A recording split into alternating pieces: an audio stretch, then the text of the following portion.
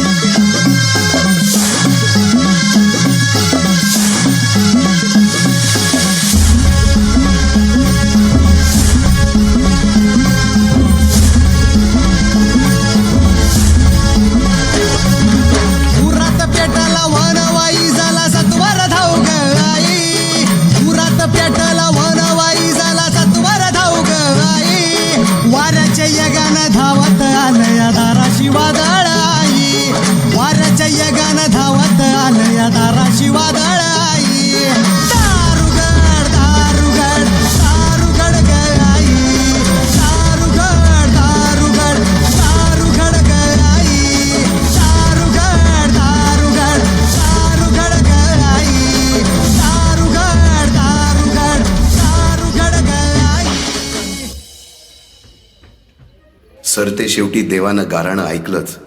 शालिवन शके 1551 शुक्ल नाम संवत्सर, उत्तरायण शिशिर ऋतू, फाल्गुन वद्य तृतीयेला सायंकाळी शुभ लग्न उदित असता कलियुगातील नरसिंहाचा, ग्रहमंडलातील सूर्याचा, नक्षत्रातील ध्रुवाचा, या सम छत्रपती शिवरायांचा शिवनेरीवर जन्म झाला.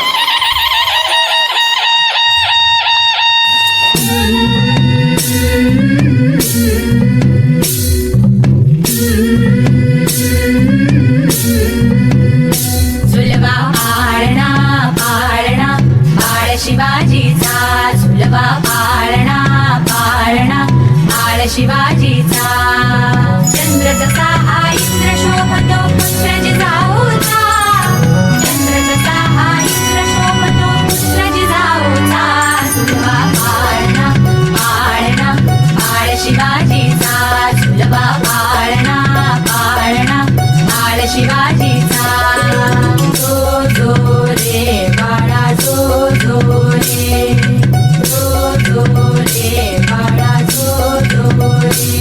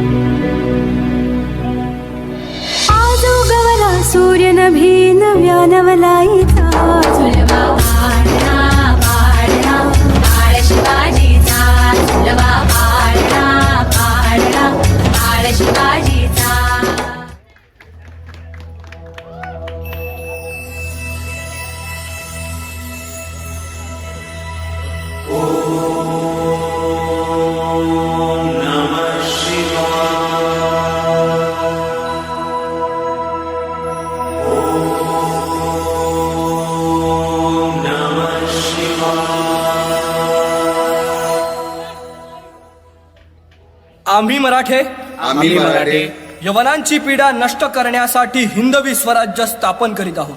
यवनांची पीडा नष्ट करण्यासाठी हिंदवी स्वराज्य स्थापन करीत आहोत. राष्ट्रभावनेने संघटन करून राष्ट्रभावनेने संघटन करून देशावरील परकीयांचे आक्रमण नष्ट करीत आहोत. देशावरील परकीयांचे आक्रमण नष्ट करीत आहोत. स्वकीय व परकीय शत्रूंचे उच्चाटन करण्यासाठी स्वकीय व परकीय शत्रूंचे उच्चाटन करण्यासाठी स्वराज्य स्थापन करीत आहोत. स्वराज्य स्थापन करीत आहोत. यात तू आम्हास यश द्यावे. यात तू आम्हास यश द्यावे. हे राज्य व्हावे हे राज्य व्हावे ही तर श्रींची इच्छा. ही तर श्रींची इच्छा.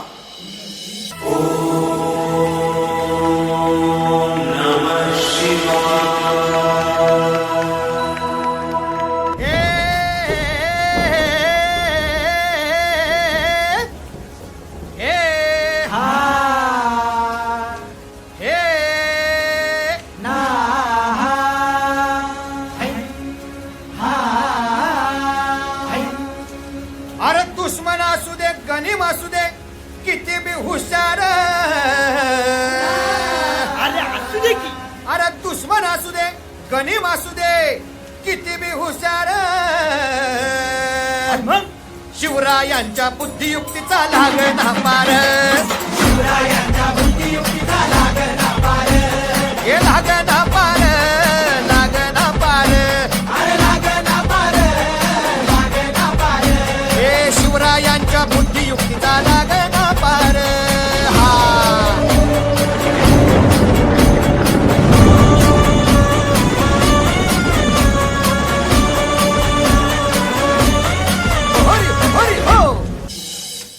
रायरेश्वरासमोर शपथ घेतली आणि स्वराज्याची गोडदोड सुरू झाली.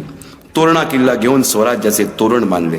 पुढे मुरुंब देवाचा डोंगर, कुवारी गड, सुभान मंगल, कोंढाणा, शिरवळचा किल्ला, पुरंदर आणि 12 मावळ स्वतंत्र झाला. पुढे राजांनी पराक्रमाने जावळी देखील घेतली. परंतु त्यानंतर स्वराज्यावर ओढवले भले मोठे संकट. ते संकट म्हणजे अफजल खान.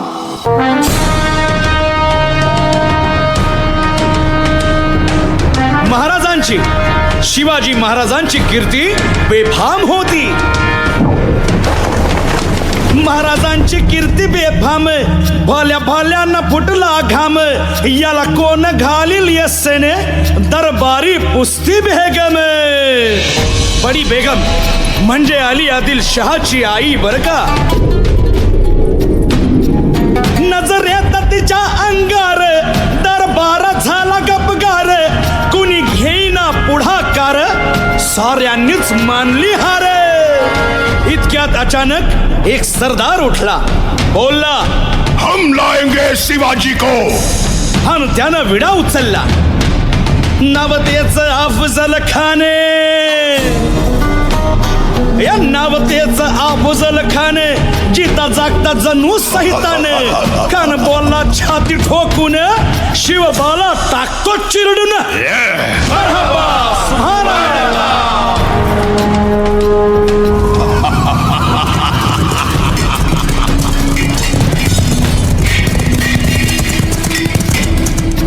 आता शिवबाचं काय खरं नाही. इकडं निजाम, तिकडं मोगल, पलीकडं इंग्रज. जो तो हेच बोलू लागला. महाराज, आपला जीव मोलाचा आहे. खानाचं सैन्य अफाट आहे. त्याच्यासमोर आपला टिकाव लागणं अवघड आहे. काही दिवसांसाठी आपण कुठेतरी अज्ञातस्थळी निघून जा. काय म्हणालात रायबा? मासाहेब, आम्हाला आमच्या जीवाची पर्वा नाही. राजांचा जीव वाचणं गरजेचं आहे. रायबा, शिवबा केवळ आमचा पुत्र नाही, तर अवघ्या मराठी जनांचा स्वाभिमान आहे. या मातेने आपला पुत्र गमावला तरी 72, परंतु भ्याडपणे पळून जाऊन या मराठी मुलखाचा स्वाभिमान गमावता कामा नये. अशा वाघिणीचा त्यो छावा. बाळासाहेब, आपला पुत्र आणि मराठी मुलकाचा स्वाभिमान विजयी टिळा लावूनच परत. अशा वाघिणीचा त्यो छावा. तथास्तु. गनिमाला कसा ठेचावा, डोक्यात नेहमी कावा. भेटीचा धाडला सांगावा. खानाच्या भेटीसाठी महाराजांना एक शानदार शामियाना उभारला होता. आणि अशा या शामियान्यात खान डौलत डुलेत आला. खान डौलत डुलेत आला. सय्यद बंडा त्याच्या त्याच्या संगतीला, सय्यद बंडा त्याच्या संगतीला, शिवबाच्या संगती महाला. राजाला पाहून खान म्हणतो कसा, आओ आओ शिवाजी, आओ हमारे गले लग जाओ. खानानं राजाला आलिंगन दिलं आणि दगा केला. खान अभिमान मान्याला, कट्यारीचा वार त्यानं केला. खर आवाज झाला, चिलखत होतय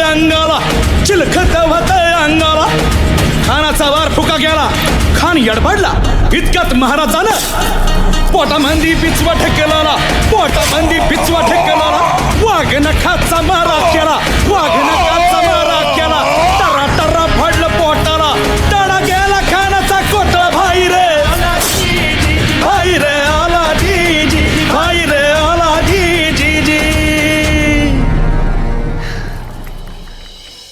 सन 2 मार्च 1660 रोजी सिद्धी जोहरने पन्हाळगडास वेढा दिला होता. यावेळी छत्रपती शिवाजी राजे पन्हाळ किल्ल्यावरती अडकून पडले होते. मुसळधार पावसात सुद्धा सिद्धी वेढा सोडावयास तयार नव्हता. या कठीण प्रसंगी महाराजांनी सिद्धीस तहाचा निरोप धाडला. त्यामुळे सिद्धी गाफील राहिला. छत्रपती शिवरायांनी पन्हाळगडावरून विशाळगडाकडे पलायन केल्याचे समजल्यानंतर सिद्धी मसूदला छत्रपतींच्या मागावर पाठवले व त्यांचा पाठलाग चालू झाला. मसूदच्या सैन्यानं मराठ्यांना घोडखिंडीत गाठले. राजे आता उसंत नाही. 300 धारकरी घेऊन तुम्ही गड गाठा. आम्ही ही खिंड लढवितो. जा राजे. नाही बाजी, तुम्हाला सोडून आम्ही जाणार नाही. जे व्हायचं असेल ते होऊ दे. राजे आता बोलत बसायला फार वेळ नाही. एकदा वडिलकीचा मान दिला तो पाळा आणि गड गाठा. राजे गड गाठा. पण बाजी, फुलाजी, तुम्ही आमची चिंता करू नका. राजे तुम्ही गड गाठा. गडावर जाताच तोफेचा आवाज करा. तोवर एकही गनिम या खिंडीतून आत येणार नाही. राजांचे डोळे भरून आले. त्यांनी बाजींना मिठी मारली. फुलाजींना कवटाळलं. धोक्यांचा एक लोट आला आणि बाजी आणि फुलाजी दिसेनासे झाले. राजे खेळण्याकडे चालू लागले होते. गजाखिंड ते खेळणं अंतर 1.5 कोस तरी दूर होते.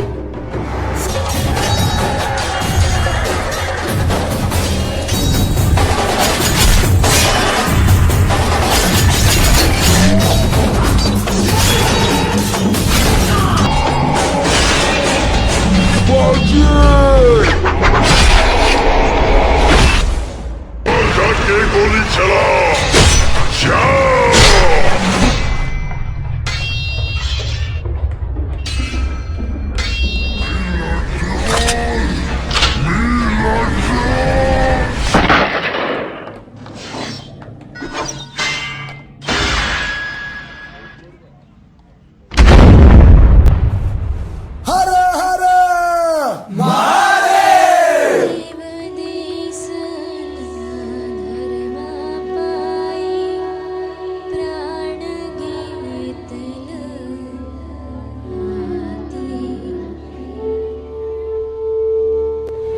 अशा या स्वराज्याच्या यज्ञकुंडात अनेक महावीरांनी शौर्याची, निष्ठेची, त्यागाची समिधा धारण करून आहुती घेतली.